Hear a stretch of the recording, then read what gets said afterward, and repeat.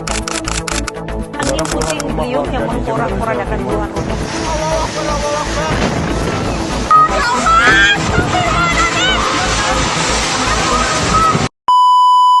Perkenalkan, nama saya Rahmadinata Pratono Putri dengan akhiran NIM 1021. Nama saya Karina Aulia Komalasari dengan NIM 220910201026. Nama saya Rodatul Murtafi'ah dengan akhiran NIM 1059. Saya Ananda Putri Windwardani dengan NIM 220910201070. Nama saya Azhara Larasti Ayla dengan NIM 220910201088. Assalamualaikum warahmatullahi wabarakatuh. Perkenalkan, kami dari kelompok 8. Di dalam video ini kami akan mensosialisasikan mitigasi dan juga kesiapsiagaan menghadapi bencana angin puting beliung dengan studi kasus Dusun Lansatan, Desa Sukomakmur, Kecamatan Ajung, Kabupaten Jember. Di sini saya akan mempresentasikan tentang pengertian angin. Nah, angin adalah udara yang bergerak dari daerah bertekanan tinggi ke daerah bertekanan yang rendah. Nah, pergerakan ini terjadi karena adanya perbedaan tekanan udara atmosfer yang disebabkan oleh pemanasan matahari yang tidak merata di permukaan bumi. Nah, selanjutnya yaitu jenis bencana angin. Nah, ada beberapa jenis bencana angin. Yang pertama yaitu seperti jenis bencana angin puting beliung, angin topan, angin tornado, dan angin panas kering. Nah, yang selanjutnya yaitu tentang karakteristik angin puting beliung. Nah, yang pertama yaitu terjadi durasi singkat dan skala lokal. Yang kedua yaitu kecepatan angin tinggi. Yang ketiga, bentuk pusaran khas dan terjadi pada musim pancaroba. Nah, yang terakhir yaitu angin puting beliung ini sangat sulit diprediksi. Nah, Bapak Ibu sekalian, ada beberapa kondisi yang dapat dirasakan masyarakat saat terjadinya bencana angin puting beliung. Nah, yang pertama seperti dapat dirasakannya udara panas dan pengap. Yang kedua, pertumbuhan awan cumulonimbus. Yang ketiga, pertumbuhan awan menjadi cumulonimbus. Yang keempat, adanya angin yang kencang dan hujan deras. Dan yang kelima, adanya pusaran angin yang berputar secara cepat. Bapak Ibu sekalian, perlu diketahui ada beberapa faktor yang dapat melatar belakangi terjadinya bencana angin puting beliung. Nah, faktor pertama yang dapat menyebabkan bencana ini yaitu minimnya vegetasi. Banyaknya daerah yang gersang dan minim pepohonan akan menyebabkan angin bergerak lebih leluasa karena tidak ada yang menahan atau menghambat dari pergerakan angin tersebut. Yang kedua yaitu pembentukan awan cumulonimbus. Nah, awan ini itu terbentuk akibat naiknya suhu udara secara drastis.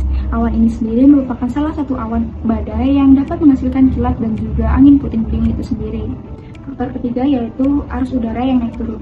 Pergerakan arus udara yang naik turun ini merupakan pergerakan vertikal yang menjadi salah satu faktor utama dari terbentuknya pusaran angin yang begitu kuat. Selanjutnya yaitu pertemuan antara udara panas dan dingin. Hal ini sejalan dengan pergerakan vertikal yaitu arus udara yang panas naik dan arus udara dingin yang turun sehingga menjadikan ketidakstabilan dari suhu udara, dan hal itu juga menyebabkan dari adanya pusaran angin yang begitu kuat. Faktor terakhir yaitu faktor musiman atau pancaroba. Nah, bencana angin puting beliung ini sendiri kerap terjadi saat musim pancaroba karena lagi-lagi terjadinya ketidakstabilan suhu udara. Di sini saya akan menjelaskan dampak dari bencana angin puting beliung yang terdiri dari 3. Yang pertama ada dampak lingkungan atau dampak fisik. Bapak atau Ibu sekalian, angin puting beliung merupakan bencana yang memiliki daya rusak yang cukup tinggi, terutama terhadap lingkungan fisik yang ada di desa.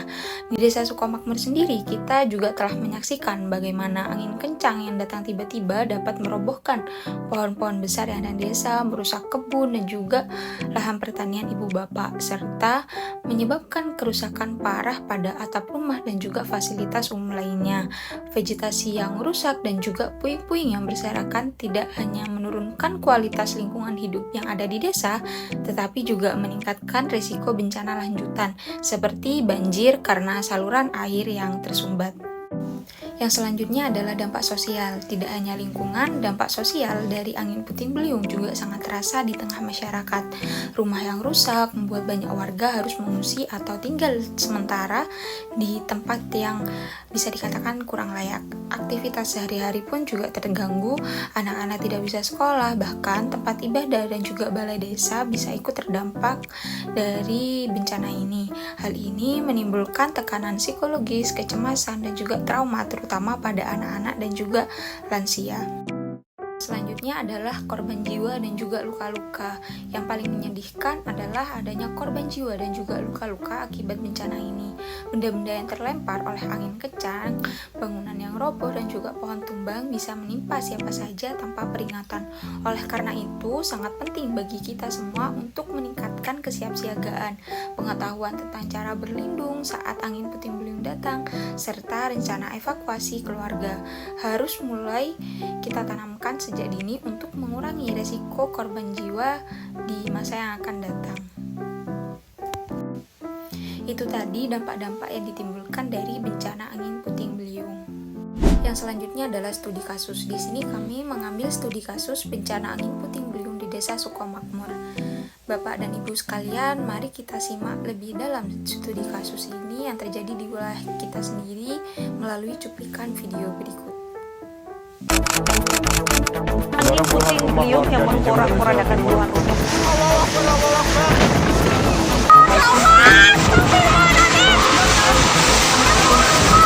Bencana angin puting beliung ini yang melanda dusun Langsatan, Desa Sukomakmur pada tanggal 27 Februari tahun 2023 yang terjadi sekitar pukul 3:15 waktu setempat.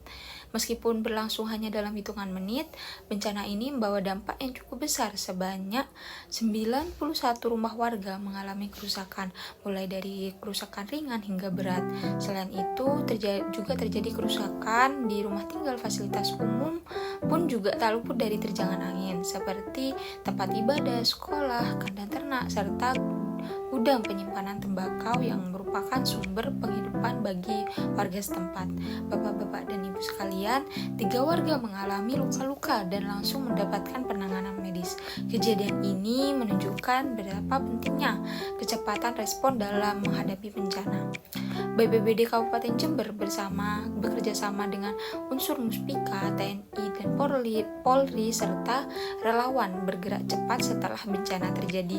Mereka melakukan evakuasi korban, pendataan kerusakan, pembersihan puing-puing, serta memberikan pertolongan pertama dan juga layanan kesehatan kepada warga yang terdampak. Bapak-bapak dan ibu sekalian, peristiwa ini menjadi pengingat bahwa penting bagi kita semua bahwa angin puting beliung bukanlah sekedar fenomena alam musiman, tetapi juga potensi bencana yang memerlukan kesadaran kolektif dan juga kesiapsiagaan yang baik. Kita juga perlu memastikan bahwa masyarakat memiliki akses terhadap informasi mitigasi, mengetahui tindakan yang harus diambil saat bencana terjadi, dan juga memiliki rencana darurat keluarga yang siap diterapkan sewaktu-waktu. Itu dia merupakan studi kasus bencana angin puting beliung yang pernah melanda di Desa Sukomakmur. Baik, Bapak Ibu sekalian, di sini saya akan memberikan beberapa tips untuk mengurangi risiko bencana alam angin puting beliung. Nah, untuk yang pertama yaitu dengan memperkuat struktur rumah dan bangunan. Dalam hal ini, memperkuat struktur rumah dan bangunan dapat membantu mengurangi risiko kerusakan atau keruntuhan pada saat bencana. Ini dapat dilakukan dengan beberapa hal, seperti yang pertama menggunakan bahan bangunan yang kuat dan tahan lama. Kemudian yang kedua, memastikan fondasi rumah dan bangunan kuat dan stabil. Kemudian yang ketiga adalah melakukan perawatan dan perbaikan secara rutin. Nah, untuk tips yang kedua yaitu tidak membangun rumah dari bahan ringan di daerah rawan. Hal ini, membangun rumah dari bahan ringan di daerah rawan bencana dapat meningkatkan resiko kerusakan atau keruntuhan. Oleh karena itu, Bapak dan Ibu sekalian, sebaiknya menggunakan bahan bangunan yang kuat dan tahan lama di daerah rawan akan bencana. Kemudian untuk tips yang ketiga yaitu menebang atau memangkas pohon besar di sekitar rumah. Pohon besar di sekitar rumah dapat menjadi bahaya saat bencana, seperti angin puting beliung. Menebang atau memangkas pohon besar dapat membantu mengurangi resiko kerusakan atau cedera. Nah, untuk yang keempat yaitu tidak memasang atap seng atau spanduk besar yang mudah terbang. Atap seng atau spanduk besar yang tidak terpasang dengan baik dapat terbang saat bencana seperti angin puting beliung. Ini dapat menyebabkan kerusakan atau cedera. Oleh karena itu, Bapak dan Ibu sekalian, sebaiknya tidak memasang atap seng atau spanduk besar yang mudah terbang, atau memastikan bahwa mereka terpasang dengan baik dan aman. Nah, untuk yang terakhir yaitu mengenali tanda-tanda terjadinya angin puting beliung. Apa aja sih? Yang pertama yaitu perubahan cuaca secara tiba-tiba, seperti cuaca pada pagi hingga siang hari umumnya cerah, panas, dan terik. Kemudian menjelang sore langit mulai tertutup awan tebal dan gelap. Hal ini menunjukkan potensi hujan lebat. Kemudian kedua, munculnya awan cumulonimbus, yaitu dengan awan besar yang menjulang tinggi ke atas dengan warna abu-abu gelap hingga hitam. Kemudian bentuknya menyerupai bunga kol raksasa dan merupakan indikator utama akan datangnya badai. Kemudian peningkatan kecepatan angin. Angin yang awalnya bertiup pelan, kemudian mulai bertiup kencang. Dalam beberapa kasus, angin dapat berputar-putar, menandakan kemungkinan terbentuknya angin puting beliung.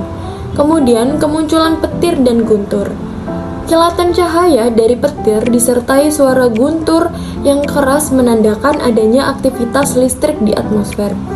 Gejala ini biasanya muncul sesaat sebelum hujan deras atau badai. Kemudian, perubahan suhu secara mendadak. Suhu udara yang awalnya panas tiba-tiba berubah menjadi dingin. Perubahan ini biasanya disebabkan oleh pergeseran massa udara dingin yang menggantikan massa udara panas.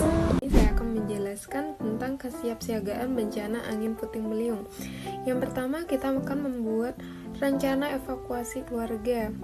Tentukan tempat aman di dalam rumah seperti di ruangan tanpa jendela. Yang berikutnya ada ketahui jalur evakuasi yang jelas menuju lokasi pengungsian. Berikutnya ada latih simulasi evakuasi bersama keluarga agar semua anggota keluarga memahami peran dan tindakan yang harus dilakukan saat bencana tiba. Berikutnya menyediakan tas siaga bencana. Apa aja sih tas siaga bencana?